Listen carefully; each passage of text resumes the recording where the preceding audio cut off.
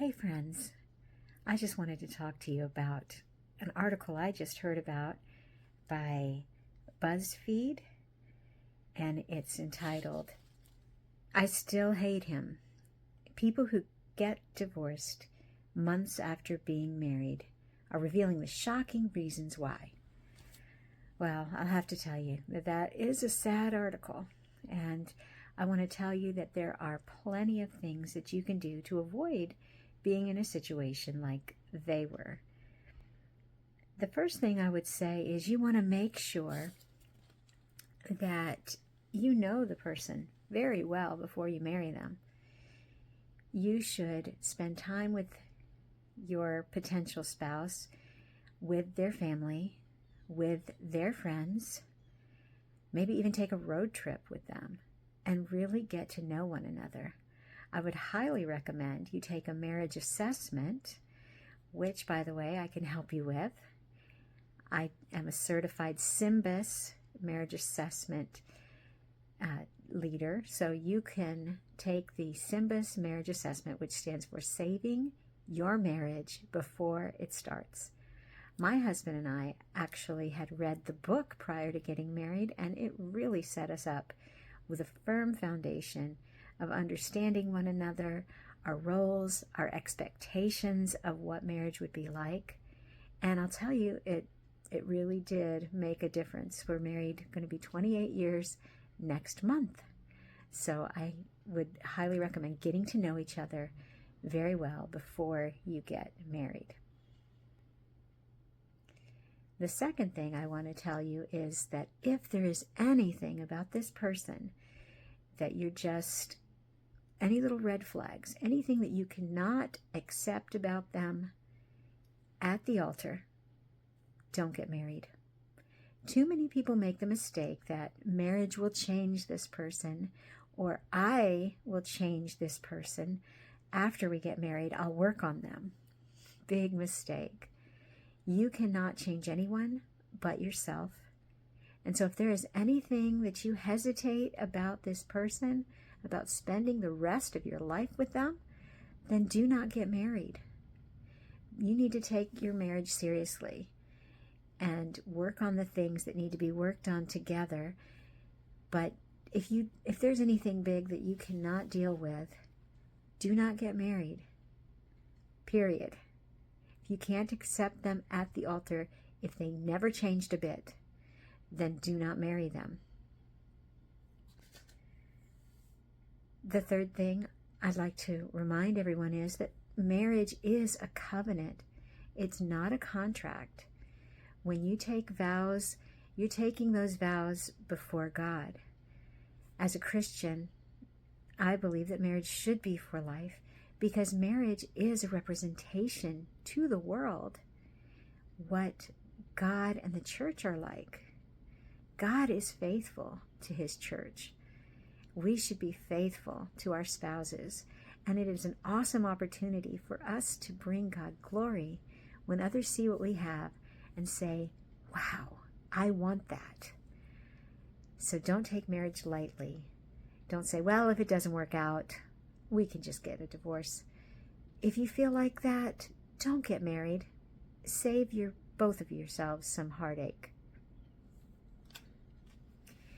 All right, I want to talk to you next about some things that you can do that will definitely help you to stay in love. That is possible.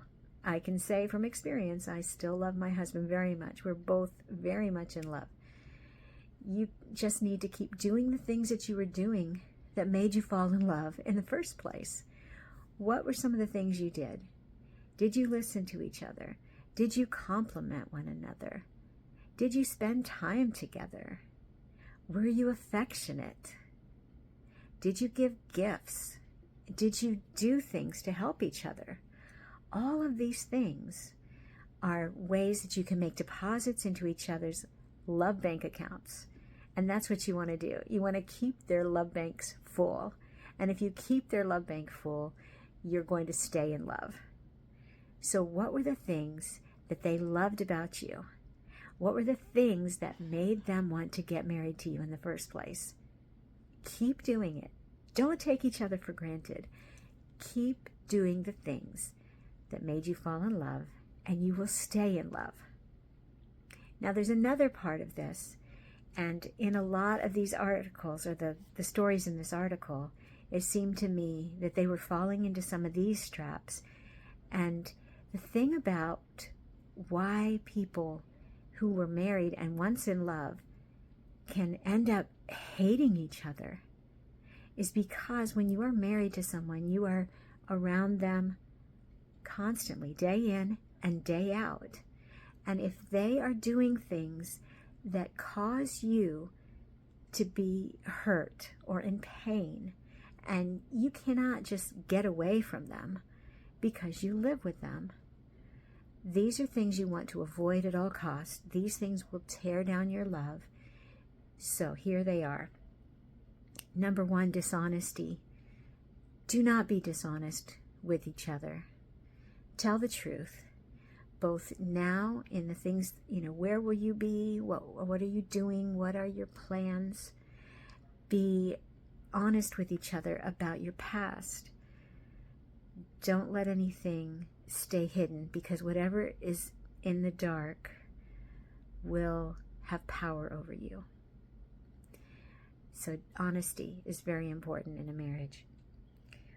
Also, avoid angry outbursts. Anger can be such a destructive force. If you feel that you're getting angry over something, that is a red light. That is a warning, and that means you need to give yourself a timeout. You need to examine your own heart and decide, why am I so upset about this? What is going on inside of me? And after you have calmed down and can think reasonably and rationally, then you may approach your spouse and have that discussion. Disrespectful judgments, also a big one to avoid. Always think the best about each other. Don't just assume the worst. Don't think, oh, they're doing that because they know that bugs me.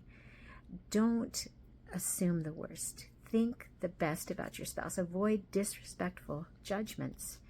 You don't want other people thinking the worst about you, so do that for your partner as well. Okay, another thing to avoid, selfish demands. Sometimes when our needs are not getting met, we can come across with demands like, you will do this for me, or you must do this for me. And that is not the way to inspire love.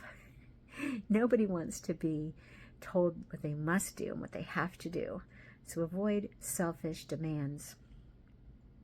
Another thing is annoying habits.